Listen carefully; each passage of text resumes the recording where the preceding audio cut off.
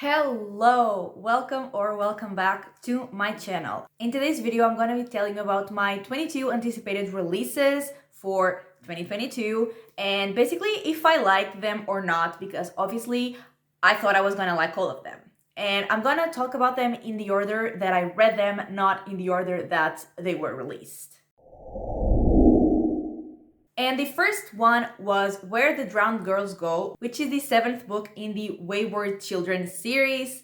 And this is a series of novellas. And basically, in this world, there are like magical doors that lead to other worlds.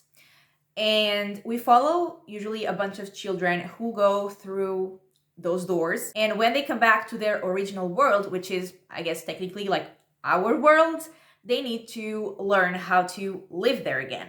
And there is a school for those kids. But in this particular book, we follow the girl that had been through a door and had come back, but she was in that school, and like everyone in that school feels like they belonged in those other worlds, but she didn't feel that way. And so she decided to go to another school with kids who felt the same way as her, basically that they wanted to forget the whole experience. And so she goes to that school thinking that basically she will feel much better there, she will feel more at home with people who are like her, but there are actually some really weird things happening in that school. And in this series, I have learned that I really like the books where we follow a character going through another world and exploring that world, but I don't really like when they are just doing some kind of quests.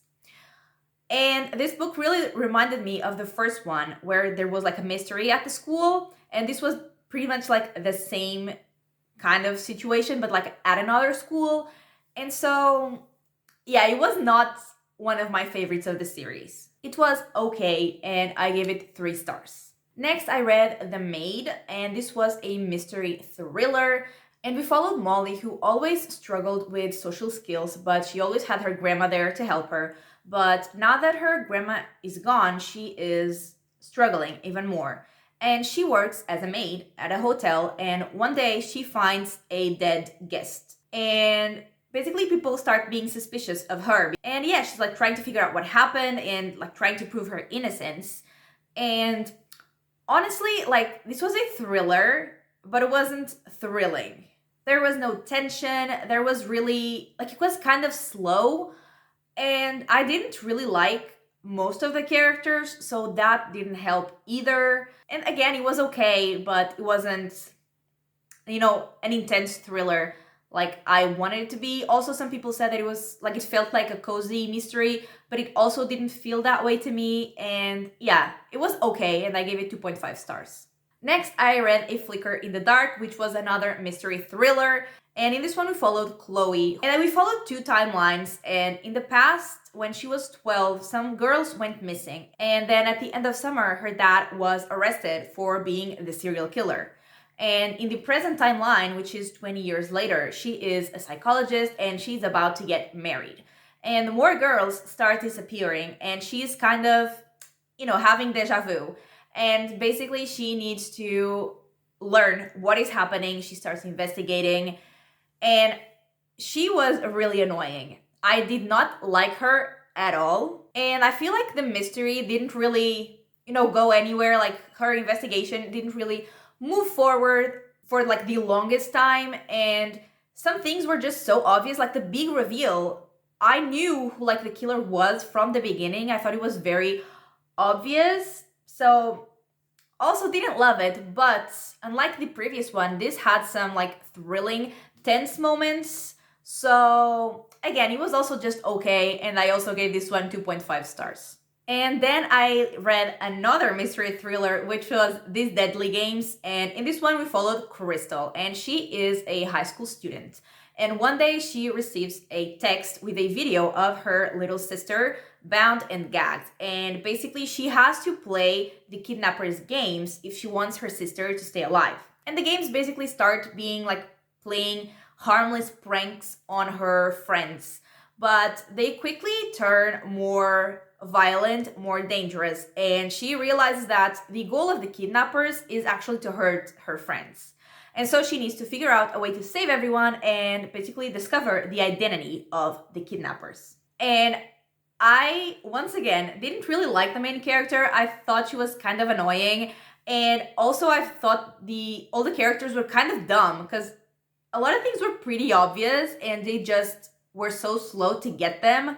But however, I liked the plot of this one more than the two previous ones, and it had some thrilling moments. So like overall, I enjoyed this one so much more because I actually was invested in what was happening. And I gave this one 3.5 stars. Next, I read Dead Silence, which was a sci-fi horror. And in this book, we followed Claire and her beacon repair team as they go on their last ever mission. And once they finish their mission, they're returning home and they pick up a distress signal. So they go to investigate and they find a space cruise that had been missing for, I want to say 20 years, but I might be wrong. But it was just missing for a long time. And so they start to investigate the space cruise. And it's empty, but there are like messages written in blood and there are weird things happening. And so basically they have to figure out what happened there before they suffer the same fate. And I really like this one. I really like the main character, finally. And I also really liked to see her relationships with the different members of the crew. And also really love the plot itself, and like the horror was pretty good, and especially because I was listening to it on audio and the narrator sometimes would like whisper when things were tense and creepy, and that just made it much creepier. And yeah, I really like this one. My only complaint is that like at the end we didn't really get answers to everything, and there was like one specific question that I wanted an answer to and we never got it. But apart from that, it was so good, and I gave it 4.5 stars. Next, I read Only a Monster, and this was a fantasy and the first book in the Monsters series. And we follow Joan, who is spending the summer at her grandma's house, and she's thinking that it's gonna be the perfect summer because she has like her perfect job and she has a crush on a boy. And then she discovers that her family are monsters and that the guy she has a crush on is a monster hunter. So no perfect summer anymore. And yeah, I found this story very interesting. The world building was also very fun and the magic was very unique, and there was like a time travel element that was also really cool. And I did like the main character, but I did not care about the romance. But overall, I really enjoyed it. And the ending was like unexpected and I have questions and like I need a follow-up. And I gave this one 4 stars. Next, I read Blood Cyan, which is the first book in the Blood Cyan series, which is a fantasy series. And we follow Sloane, who is 15 years old, and she is a Cyan, which means that she is the descendant of a god. And basically, she can like burn people. And she needs to keep her abilities hidden because Cyans are supposed to be executed. And now that she's 15, she actually gets recruited to the Lucy's army. And she actually thinks that might not be so bad because she can destroy them from the inside. And I do have a reading vlog, spoiler free, if you want to like hear more detailed thoughts about it. But basically, I really loved Sloane. She was such a badass. And also really liked the world building and the whole plot and like the magic was very interesting, and I still have a lot of questions about it. And the pacing was also great, and the fight scenes were so good. And at the end, there was like a shocking revelation that like I was really surprised with. And yeah, I really liked this one, and I also gave this one 4 stars. Next, I read The Paris Apartment, and this was a mystery thriller. And in this book, we follow Jess, who needs a fresh start. And so she calls her half-brother, I think, Ben, to go spend some time at his Paris apartment. And he reluctantly agrees, and when she gets there, Ben is nowhere to be seen. And he has a lot of neighbors who all act very strangely, and it's clear that they are hiding something. And so Jess is determined to figure out what is happening to her brother. And we have POVs from every single character, and there were a lot of them, and I didn't care about a single one of them, including Jess, which also made me not care about the whole story. And like, I really didn't like Jess. And like, her investigation was just, once again, like not progressing until the very end. And at that point, I didn't really care about the reveal. I didn't care about anything. And yeah, I gave it 2 stars. Next, I read Fevered Star, which is the second book in the Between Earth and Sky series. And I also have a reading vlog for this one if you want to hear more thoughts. And I don't really want to give anything away, but this is a fantasy series. And we follow 3 main characters who are Shyala, Serapio, and Narampa. And Serapio had like a very interesting arc, because like I was liking him and then I wasn't and then I was, and it was just a roller coaster of emotions. Xiao is my favorite, and she was my favorite in book 1. She's still my favorite in book 2, but like I just wanted more of her, but I feel like I will get more of her in book 3, so I'm very excited. And Narampa, who was like my least favorite out of the 3, not that I didn't like her, but I didn't like her as much as the other 2, but in this book she was iconic, so good, so incredible, such a badass, and I just really love her now, and I am so excited for book 3, and I gave this one 4.5 stars. Next, I read The Children on the Hill, which was a horror thriller, and there was 2 timelines. There was the past timeline, which was 1978, and the present, which was 2019. And so in the past, we followed a child psychiatrist, and she lives with her 2 grandkids. And one day, she just brings home another little girl who's called Iris, who was very creepy, so love to see a creepy child with my name. And even though she's strange, the other 2 are very excited to have a new friend to join their monster hunting club. And in the present, we follow Lizzie, who hosts a podcast. It's called something to do with monsters. And she hears about a girl who was kidnapped and there was a monster sighting. And she knows that monsters are real because her sister was one. And she is determined to catch this kidnapper, this monster. And I really like this one. I especially like the past timeline because I feel like the biggest mystery was in the past timeline, and the biggest reveal, the creepiest part of it. So I especially like the past timeline, even though I also like the mystery in the present. And yeah, I just really like the reveal, and I had a great time with this one, and I gave it 4 stars. Next, I read The Resting Place, which was a mystery thriller, and in this one we followed Eleanor, who has prosopagnosia, which means she can't memorize people's faces, she can't recognize faces. And one day, she walked in on her grandmother being murdered, and so she saw the murderer, but she doesn't recognize the face. And then she learns that her grandma actually left her a house in the woods. And so she goes there with her boyfriend, her aunt, and a lawyer, I think. And after some time there, they realize that they are not alone. And once again, we actually had 2 timelines. And in this case, I didn't know we were going to have 2 timelines. And the past one, explained a lot. But in this case, I actually like the present one more because it was the one where everything was more eerie, more claustrophobic, just more uncomfortable in general. And yeah, I really liked how all the pieces came together, how the past was connecting to the present, how the mystery was revealed. Yeah, I really enjoyed it, and I gave this one also 4 stars. Next one was The Starless Crown, and this was a fantasy and the first book in the Moonfall series. And in this one, we followed a gifted student who, after she almost dies, she foretells the end of the world. And as a reward for that, she gets a death sentence. So she's on the run, and she finds 3 people who are a soldier, a prince, and a thief.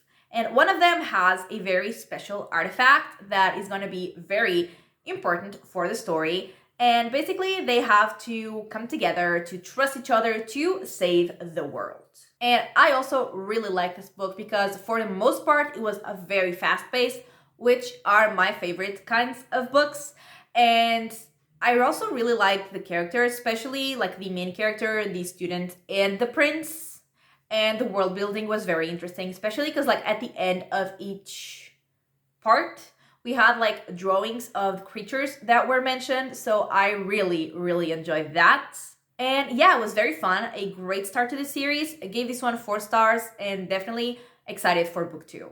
Next, I read The Red Palace, and this was a historical fiction mystery, and it was set in Korea in 1758.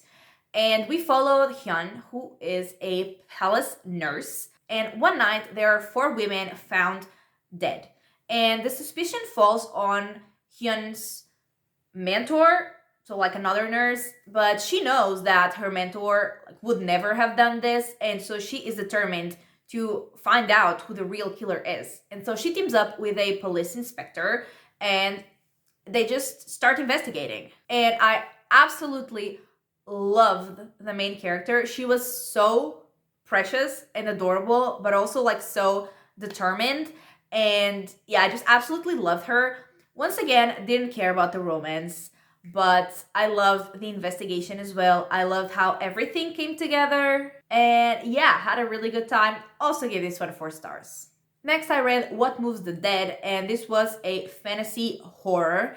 And in this one, we follow Alex, who is a retired soldier, and they receive a letter from their friend Madeline, who's saying that her brother thinks that she's dying. So Alex rushes to Madeline and her brother's house, and before they even enter the house, Alex sees that the whole atmosphere around the house is weird. There is like a really strange lake, there are a lot of mushrooms, and even the wildlife is acting very strangely. And when they get in the house, they see that Madeline is also acting very strangely and indeed looking like she's dying. So Alex is determined to figure out what the hell is happening. And I loved this book. I loved the creepy atmosphere and all the really disgusting descriptions, very detailed, disgusting descriptions. They were so good. Like the vibes of this book were so good.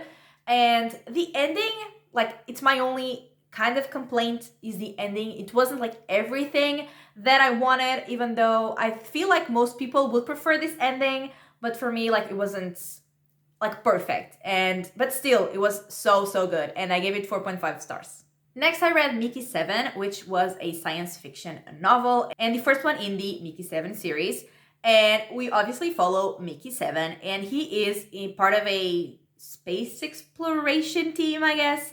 And his job is to like do the hardest, most dangerous, probably fatal tasks because he can be replaced. That is why he is Mickey 7. He is the 7th version of Mickey, the original guy who signed up for the job and has died many times. And so they are out on a mission, and Mickey gets like stuck somewhere, and he thinks that he's dying, and he tells his colleagues that he's dying.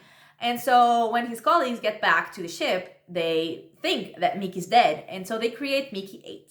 But Mickey 7 manages to escape and to survive and to get back, and now there are 2 Mickeys, which is definitely not allowed. And basically the book is them trying to figure out how to fix this situation. And honestly, this book gave me a lot of anxiety because I love Mickey 7 so much and I didn't want anything to happen to him. Like Mickey 8, I didn't really care about, even though they were supposed to be the same person. They definitely weren't, and also maybe because we just followed Mickey 7, I just loved him. And I also really loved this book. It was very fast-paced as well, and the whole plot was very interesting because there was like another plot apart from Mickey's life, which I was also very interested in. And yeah, had a great time, gave it 4.5 stars, definitely looking forward to book 2. Then I read Wake the Bones, which was a fantasy horror, and we followed Laurel, who left college to go back to her hometown to help out with her family's tobacco farm. And we also followed 3 of her friends who also work at the farm, and some very strange things start happening there, and they try to figure out what they are, and they learn that the evil in the farm is a devil, which is in the synopsis, which is why I'm saying it. And also, like, Laurel has some magical abilities. She can like touch bones and feel or see whatever the animal who the bones belong to felt. And so the main plot was supposed to be, or like I thought was gonna be, them like dealing with the devil, but there was also like maybe half of the book was just their personal issues, which Like, even though we were learning so much about their personal issues, I never really cared about any of the characters. And like, I was waiting to see if that would somehow impact like the horror plot, but it didn't. And it just felt very much like a mix between a fantasy and a horror and contemporary, which might be great for some people, but not for me personally, because I don't tend to read contemporaries because it's just not the kind of book that I tend to enjoy. So I didn't really like it. And honestly, I didn't really care about the horror plot either. I was just bored and I gave it 2 stars. Next, I read The Book of Cold Cases, which was a mystery thriller with sort of a horror element, I guess. And we followed Shia, who worked at a clinic. I think she was a receptionist. Like in my wrap up, I wasn't sure if she was a receptionist, and honestly, I am still not sure. But let's assume she was, because honestly, that doesn't really matter, because what matters is that she has a true crime blog and she talks about many crimes, and one of them is kind of like in her hometown, and it's about 2 men who were murdered many years ago, like I want to say 40, but there was a suspect who was a woman called Beth, but she was never convicted because there wasn't enough evidence. And one day Shia runs into Beth and she asks for an interview, and Beth agrees, and they both go to Beth's house, and some weird things start happening around the house. And yeah, Shia is both trying to figure out whether Beth did kill those men and also like what is going on in the house. And like the first half of the book, nothing really happened. Like the investigation didn't progress at all. We didn't really learn anything. And then like suddenly it was all revealed like out of nowhere, and I didn't really love that. So I didn't love the pacing, and I definitely didn't like the reveal, like the way it was revealed. And also, it was not scary at all. And like, I do have to say that there were some chapters from the past, like from Beth's perspective, which I did like much more than the rest of the book, like in the present. So I did like that. And like the last chapters were a little better, like a little more exciting, but it was still just okay. And I gave it 2.5 stars. Then I read The City of Dusk, which is the first book in the Dark Gods series, which is a fantasy series. And we follow 4 characters from 4 different families who are descendant from 4 different gods. And so we have the Mordovas, who are descendant from the god of life, and basically they can control the elements. Then we have the Seers, who have the power of light. And from the Mordovas, we follow Angela. From the Seers, we follow Nick. Then from the Vakaras, who have the power of death, so like necromancy and stuff, we follow Risha. And lastly, we have the Last Readers, who have the power of shadow, and we follow Tay. And basically the gods have like closed off communication to their kingdom, have like closed off their kingdom also to the world, and like the kingdom is dying, and they are trying to figure out a way to save their kingdom. But at the same time, there is a king who has no heirs, and he's not part of any of those families. He doesn't have any powers. And so like the 4 families are trying to gain the king's favor, so one of them will be the king's heir.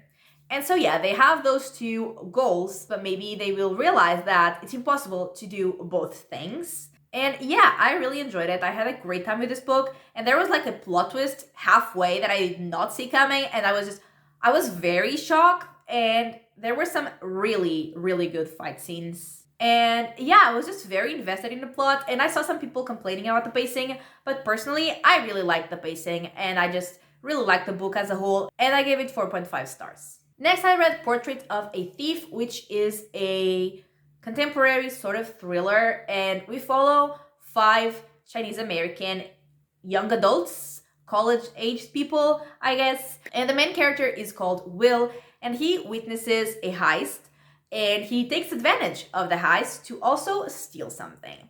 But the people who were like doing the heist, they see him, and so they contact him to basically steal some art that was stolen from China and basically bring it back to China. And so he like gets a team together, which is Irene, so his sister, who is their con artist. Then they have Daniel, who is the thief. They have Alex, who is the hacker, and Lily, the getaway driver. And I have some conflicting feelings, emotions about this book because I really like the characters. I really like learning about them. I liked just seeing them talk, seeing them plan things. Just following them was really fun. But the heists themselves were not, and we didn't really get that much from the heists. And I was just expecting a faster paced book in general. And I had like some small issues with the writing, just some things that would like bother me and like pull me out of the story, but like nothing major. And yeah, like I said, I have mixed feelings about it, but mostly, like this book was mostly about the characters, and I did really like the characters. So I mostly really liked this book, and I gave it 3.5 stars. Next, I read Hotel Magnifique, and this was a fantasy mystery. And there is a magical hotel that basically appears somewhere new every day, and magic is safe in there because everywhere else in the world, magic is dangerous because people who have magic can't control it. So they are a danger to themselves and to everyone else. But inside the hotel, it is actually safe to use magic. And we follow Jenny, who wants to find a job at the hotel to just have a better life and to give her little sister also a better life. And so they go to the hotel for a job interview. And after some initial struggles, they manage to get jobs there. And just a couple days later, Jenny sees that everyone, like the other employees, are acting really weirdly. There are some strange behaviors going on. And so she realizes that there is also something very strange going on with their contracts. And she has to figure everything out. And I didn't really like Jenny. I didn't also like the romance. I mean, it's not that I didn't like, I just didn't care. And I also didn't care about the plot. And it's like, it's not like things weren't happening because there were things happening. I just didn't care about them and I was kind of bored. So I guess this just wasn't the book for me. And like, it had like very magical vibes, but not enough to keep me interested just for the vibes either. And I mean, the last, maybe fourth, was a little more exciting, but overall, definitely didn't love it. It was, I mean, didn't hate it either. It was just okay, and I gave it 2.5 stars. Then I read Violet Made of Thorns, which was the first book in a series with the same name, which is a fantasy series, and we obviously follow Violet. And she is the king's seer. And when she was just a kid and was taken to the king to be the seer, the previous seer, who was still alive but barely, started saying a prophecy that basically whoever the prince fell in love with would either be their ruin or their salvation, and that also there was a war coming. But she actually died before managing to finish the prophecy. So now everyone is looking for Violet for answers and to just figure everything out. But she is actually a better liar than a seer, so she's kind of using both of those skills to keep people calm, but the prince is definitely not helping. And in this book, for months, I not only cared about the romance, but I shipped the right couple, which almost never happens, but also like there wasn't much choice. But anyway, also I really like the main character, even though like I understand people who didn't because she was kind of problematic, but personally I actually really liked her and I was just very invested in the plot as well. But I do have to say that like I would have liked more plot and less focus on the romance, because even though I liked it, I'm still not someone who ever reads anything just for the romance, so I could do with a little less of it, but overall I had a great time and I gave it 4 stars. And finally, the last book was Belladonna, and this was a fantasy book and first in the series, also called Belladonna. And in this one we followed Signa, and she has some powers. She can basically see death, and she can see ghosts, and she can talk to death, and she can't die. She can like be on the verge of death, which is when she can talk to death and see the ghosts and interact and do all of that. But she can't actually die, like her body will heal itself. And she is 19, and when she turns 20, she is gonna inherit a lot of money. So she has a lot of relatives interested in her money, and she has lived with a lot of them, but they all end up dying. And at the start of the book, she is with an aunt that ends up dying, so she moves on to another house. And in that house, there is like a mystery going on. And so there were basically three main things to this book, which was the murder mystery in the house, which honestly took over like most of the book. And there wasn't really what I was here for, and I didn't really care. And then there was Signa and her abilities in Death, which was what I was really interested in, but I feel like we didn't really get enough of it.